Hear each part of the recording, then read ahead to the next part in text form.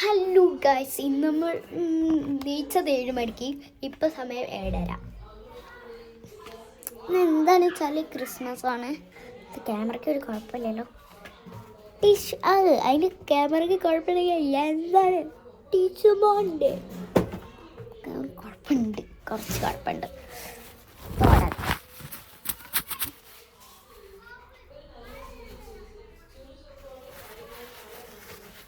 ചളിയുണ്ടോ നോക്കട്ടെ. ഓ പറയില്ല, നല്ല ചളിയുണ്ട്. അപ്പം ഗൈസ്, നമ്മൾ ഇന്ന് ക്രിസ്മസ് ആയിട്ട് വല്ല പണിയൊന്നുമില്ല. എനിക്ക് ഇന്നലെ ശബരിമല പോയിട്ടുണ്ടായിരുന്നു.